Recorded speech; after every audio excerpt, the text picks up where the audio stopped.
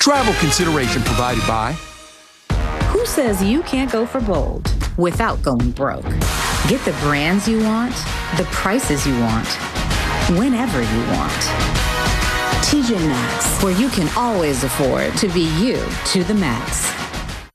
Okay, everyone, our mission is to provide complete balanced nutrition for strength and energy. Ensure with 27 vitamins and minerals, nutrients for immune health, and Ensure Complete with 30 grams of protein. Tomorrow on ET, we're celebrating birthday girl Dolly Parton. Plus, the stars circling Hollywood's members-only EGOT Club. Well, shucks, I'll have to go and get me one, won't I? You know, we got Emmys. Happening now. A scathing new report from the Justice Department puts the failures of the Uvalde school shooting in black and white.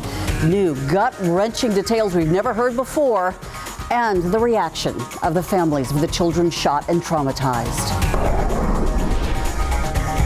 Don't get used to these 70s because a cold front hits tonight, changing everything, and I'll let you know when the rain arrives. I'll see you in a bit.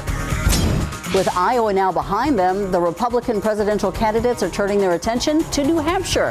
Why the Trump team now sees Nikki Haley as a threat. The News at 5 starts right now. Families in Uvalde got today what they have been wanting and waiting for 20 months now. Today, a sweeping report from the Department of Justice put in writing what many had already suspected. The handling of the Robb Elementary School shooting was a series of law enforcement failures that the victims and the families did not deserve. The U.S. Attorney General offering up the nearly 600-page critical incident investigation with empathy and at times anger. And it wasn't just regarding the delayed police response that we've been reporting on since May 24th, 2022. Lee Waldman is live in Uvalde with how this report details how the children were failed before, during, and long after the massacre. Exactly. Not only were the victims failed as they waited for over an hour inside of their classrooms, terrified and trapped with an armed gunman, their families were failed with misinformation immediately afterwards and in the days and weeks following. I want to bring you back to May 24th. That day, the Uvalde School District and local law enforcement here sent out messages on social media saying that students and staff were safe here at Robb Elementary and that the gunman was in custody. All of that was blatantly false. Now, this report that was released today came out with 3 goals: to honor the victims who were killed and the survivors of the Robb tragedy, thoroughly examine the law enforcement response to the shooting, and provide guidance to other agencies across the country on how to better respond so this does not happen again.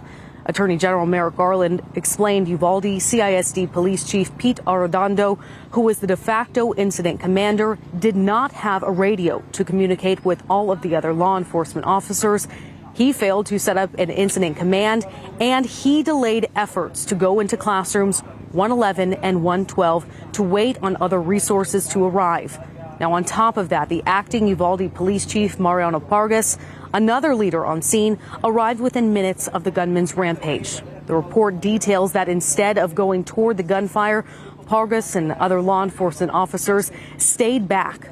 Pargas's decision was faulted in this report, stating he was, quote, in the best position to start taking command and control and to start coordinating with approaching personnel, unquote. I asked the Attorney General Merrick Garland if the proper protocols to handle an active shooter were followed, would lives have been spared? The report concludes that had the law enforcement agencies followed generally accepted practices in an active shooter situation and gone right after the shooter to stop him, lives would have been saved and people would have survived. Garland explained that while policing is a noble profession, it's also a hard one. He says the biggest failure of that day was treating the gunman as a barricaded suspect rather than an active shooter. While this nearly 600-page report is not a criminal investigation, I did ask the AG if criminal charges should be filed. I'm going to leave that question for the DA. Just to explain for everyone, the Justice Department only has criminal jurisdiction where a federal crime has occurred. The shooter here is dead, and there's no federal criminal jurisdiction. Garland also took time to remind the media, the families, and other community members who were present at that press conference today that the horrors of what happened on May 24th, 2022 does not fall solely on the shoulders of the law enforcement who responded. The gunman who brought an AR-15 into Robb Elementary and took the lives of 19 children, 2 teachers, and injured 17 other people is the most at fault here. Now, coming up at 6 o'clock, the families of some of those victims held their own press conference today after the DOJ's wrapped up. We'll be hearing from them and what they hope comes out of this report. Live in Uvalde, Lee Waldman, KSAT 12 News. Lives could have been saved. Thank you, Lee. And while she pointed out the report is not a criminal investigation, it does confirm a lot of what was believed. And for the families, they told reporters that that helps.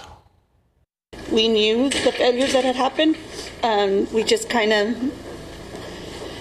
it makes more clarity now because it's written and now it's set in stone. And what we thought is true. That report again outlines the failures of law enforcement in its response and handling of the incident that day and beyond. We have continuing coverage right now on KSAT.com. There we have an article on the main takeaways from that report, as well as the 575-page report itself. You can read it right now on KSAT.com. Tons of police cars, officers standing around. We saw a detective arrive at the scene, but that's all we could see. That is a neighbor describing the scene on East South Cross near Mission Road this morning after an SAPD officer shot and killed a man after a traffic stop.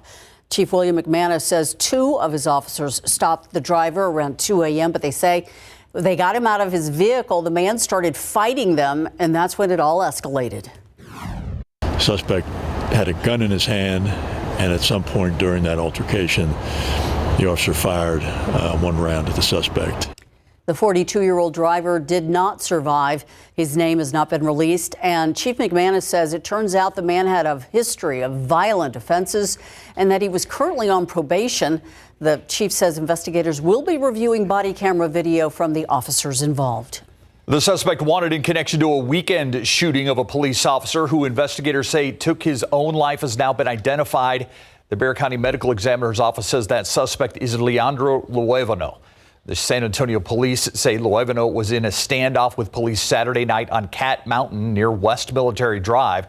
We're told officers discovered his body and he appeared to have a self-inflicted gunshot wound. Officers say he was one of 3 suspects involved in the shooting of an officer on Marbach Road early Saturday morning during a traffic stop. The department has identified that officer as Dominic Murrow, the 6-year veteran of the force. He was released from the hospital Tuesday and is said to be recovering at home. Did you get outside? A beautiful day today. The sun came out, blue skies, still a little nippy initially, but then the temperatures soared. Unfortunately, it's going to seem like a faded memory come tomorrow. Adam Caskey joined us. Another wave of big weather changes on the way, Adam. Yes, Steve, don't get used to the 70s that we had today, at least this afternoon. We started off at 33, but by the afternoon made it up to 72 for the high temperature. That's where we are right now in San Antonio, near 70 Eagle Pass, and I heard from Warren and Del Rio at 70 degrees. 70s on the map right now, but it all changes later tonight as a cold front moves in. That cold front hits after midnight.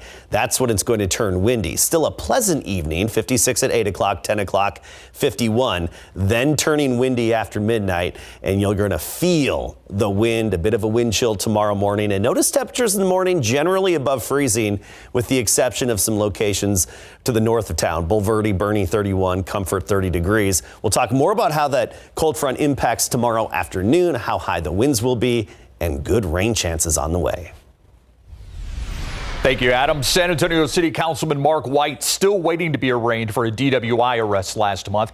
But while he's been censured by his council colleagues, how bad does his actual criminal case look for him? City Hall reporter Garrett Berger shared the video of the councilman's arrest with a pair of DWI experts to talk about how damning it is or isn't.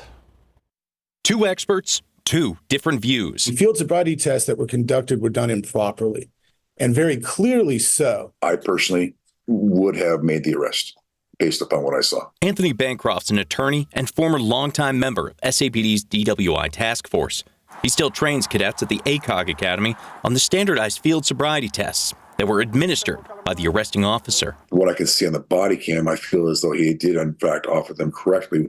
I can't say anything about the HGN because I did not see that on his body cam. Mark White was given 3 standardized tests and 2 supplemental ones: horizontal gaze nystagmus, or HGN, standing on one leg, walk and turn, counting backward, and a partial recitation of the alphabet. I, J, K. The first 3 are the important ones, all of which DWI attorney Joe Holscher thinks were improperly conducted or instructed. The gaze test, he said, had multiple problems. There were flashing lights in the councilman's view, which can cause the symptom they were looking for. They had his head at the wrong angle, which can cause the symptom they were looking for. Holscher says the standard for a DWI arrest is low compared to proving it in court, which he thinks will be hard without showing White's blood alcohol content was above the legal limit. And that is still in question as police await the results of a blood draw, for which they first had to get a warrant. I think that the blood draw probably should be excluded because the field sobriety tests are conducted so poorly in this case. Bancroft didn't offer an opinion on how solid the foundation for the blood draw warrant was. I don't know if I can really legitimately, or even logically speak, or even legally speak as to whether it should be thrown out or could be thrown out. But the former SAPD officer notes a DWI is possible, even if someone comes in under the legal limit. You can, in fact, be arrested for being under the legal limit by losing your mental and your physical faculties. Whether White was intoxicated, he says, would be a matter for a judge and jury. Garrett Berger, KSAT 12 News. And turning to the race for the White House now, GOP presidential hopeful Nikki Haley trying to close the gap on former President Donald Trump in the state of New Hampshire. In part, she's working to appeal to independent voters who make up a large percentage of the Granite State's electorate. And the Trump team may be taking note. The former president's social media attacks on Haley, coupled with an increase in campaign spending in New Hampshire, among many signs that his team may have Haley as a bigger threat there. Julia Benbrook in New Hampshire with how this race is looking a bit different from Iowa. The Republican frontrunner, former President Donald Trump, heads into the New Hampshire primary with a record-breaking win in Iowa already secured. It was the biggest ever. There's never been anything quite like it, not even close. But it's expected to be a closer race in the Granite State, where undeclared or independent voters are allowed to cast their ballots in the Republican primary. That gives Nikki Haley a boost. Don't complain about what happens in a general election if you don't go and play in this primary. It matters. Haley has the backing of the New Hampshire governor, and some polls show that she's been able to cut Trump's lead to single digits in the state. Folks across the spectrum are kind of loving what she's bringing to the table. There's no doubt about it.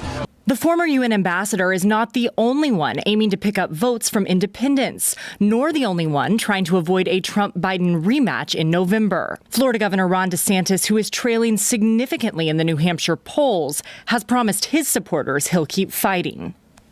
Attention all candidates, if anyone is willing to debate, please let me know. 24 hours notice. I will be there and we will get it done. Independents here in New Hampshire can cast their ballots for either party, and there are some Democratic candidates running long shot campaigns against Biden, who could claim some of those crucial votes. In order to comply with the Democratic National Committee's rules, Biden did not file to appear on the ballot here. The DNC altered their nominating schedule, and the first recognized Democratic primary will take place in South Carolina next month. Reporting in Manchester, New Hampshire, I'm Julia Benbrook. Check out traffic on this Thursday. Let's go to I-10 in Frio right now. And you can see as traffic winds towards downtown, both the upper and lower decks very slow going, but no major traffic accidents to tell you about, but it is very slow going at I-10 in Frio, East I-10.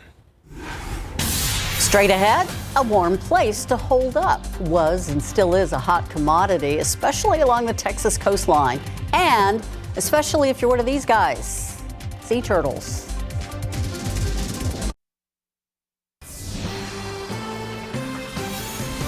The annual draining of the San Antonio River. It often turns up surprises, but today it's revealing that it's been home to something that's not only unwanted, it's harmful. 2,000 apple snails. Take a look at this picture from the San Antonio River Authority. It shows a few of those snails. They look a little bit like they're just stones, but they're actually living creatures. Biologists say apple snails, which are native to South America, can actually grow to the size of a softball. And in order to survive the cold weather, biologists say they bury themselves in the banks and the bottom of the river. But they're considered destructive and invasive by Texas Parks and Wildlife. They're listed on the prohibited and exotic species list. These snails found in the river this week were removed. The draining of the river is expected to wrap up on Sunday. And at least while those snails had a way to escape the freezing cold, sea turtles along the Texas coast did not. More than 100 sea turtles actually had to be rescued. Aquarium officials say so far 125 sea turtles were stunned by bitter cold temperatures. All of them have been receiving treatment at the new Port Corpus Christi Center for Wildlife Rescue. It's located right next to the aquarium's main building. We're told this is the facility's first large-scale cold stunning rescue. Let's hope all those sea turtles do well. They might need some more help, though, later on. Live look outside. Yes, that is right. It is 72 degrees out there right now, but hang on to your hats. We're in Texas. It's going to change. It's going to get windy. Yeah, literally and figuratively, hang on to your hats. The wind is going to be picking up tomorrow. Cool and windy. A hard freeze returns by Saturday morning. We'll be in the mid-20s. And then rain moving in late on Sunday. I like what I see. And that's not going to be our only shot at rain. Let's start with the temperature trend. Today we're in the 70s. Tomorrow we'll be in the 40s most of the day. Briefly hitting 50 degrees in some spots, and then 40s for highs Saturday and Sunday. We get back into the 60s next week as our rain chances jump. Here's our cold front. It's in North Texas right now. You check out Dallas at 59, Oklahoma City 47, single digits north up the plains in the core of the cold air. We're just getting clipped by this cold air, but 70s ahead of it, and then we've got 50s and 40s just behind it. 73 now in Uvalde, 73 Gonzales, 72 in New Braunfels. Tomorrow morning, we'll dip into the upper 20s in the hill country. Rock Springs, Kerrville, Ingram, 29. 36 here in San Antonio, and even lower 40s south of town. So some locations, especially north and west of San Antonio, the usually cooler spots, a brief light freeze in the morning. By tomorrow afternoon, we're a good 20, 25 degrees cooler than what we had today. So noticeable changes are on the way with the cold front that moves through tonight, right near 50 for the high downtown. And we'll have a lot of sunshine tomorrow, so that's going to make it feel a little better outside. But the north wind is going to play a role in your day, especially if you work outside and if you have any plans, particularly outdoors the first part of the day. Here's a look at our future cast for the winds. Notice at midnight, ahead of the cold front, before it hits, winds 5 to 10 miles per hour for gusts. Then by 4 a.m., we're clocking gusts up to 35 miles per hour. At the bus stop, 7 a.m., wind gusts between 40 and 50 miles per hour. I think for the most part, we'll see gusts around 45 miles per hour at the bus stop in the morning and around sunrise. Still gusty through the noon hour, but then the wind starts to taper off tomorrow afternoon and evening. So windy and cooler tomorrow, near 50 in the afternoon and gusty. Let's talk about the overall weather pattern. A few weak disturbances off to the north of us. That's why you see the blue snow in the midsection of the country and the mid-Atlantic. We're going to focus on what's coming in off the Pacific. A few bursts of energy are headed our way, and this is good. It gets me excited. We're going to fast forward to Sunday when the first one drops in and starts to increase our rain chances throughout the day. It's a parade of disturbances, which is exactly what we're looking for. And Sunday night into early Monday, widespread rain. Likely even some heavy showers, a few rumbles of thunder. System number 2 comes in Tuesday, lasts all the way into Wednesday, giving us some areas of rain. Thursday, this time next week, that's system number 3 moving in, overspreading areas of rainfall across Texas and even our neck of the woods here. So it's looking more promising in terms of rain. No chance tomorrow or Saturday, a lot of sunshine. Good for the outdoor activity. Sunday afternoon, a 40% chance. Sunday night, We boosted it to 80% and even some downpours embedded with that. And a lot of that's going to linger into Monday morning, then Tuesday, Wednesday, still at 60%. So we're liking these chances. Just check back in for updated timing and overall rainfall potential. We'll talk about that rainfall potential, the model outlook, and the new drought monitor at 6. Thank you, Adam. All right, Mike McCarthy's coming back. How close was Jerry to pulling the trigger, Larry? You know what, me personally, I don't feel he was close at all because Jerry Jones is just very loyal. We saw it all those years with some previous head coaches, including Jason Garrett, and now we're seeing it with head coach Mike McCarthy. So coach is talking about his meeting that he had with Jerry Jones. And in basketball, Wimby says the Spurs are oh so close to being a very good team. Coming up. Football coverage brought to you by Davis Law Firm. Dallas Cowboys head coach Mike McCarthy's job is safe for the time being. Team owner Jerry Jones said yesterday he feels the team is very close and capable of achieving their ultimate goals, and the best step forward is with Mike McCarthy. Today, during his season-ending presser, Mike was asked about his meeting with Jerry. It was a long meeting. I think we went probably a little bit past 3 hours. We talked about a number of topics. The first topic was obviously the disappointment of the ending of the season. Went through all the layers of that. Then we talked about pretty much everything in the football program. Cowboys fans are disappointed their team did not make it out of the first round of the playoffs again. From Jerry Jones to McCarthy, fans have expressed their unhappiness with Cowboys leadership. So what message does Mike have for Cowboys fans? We have an unbelievable fan base, and they should be frustrated. We're extremely disappointed.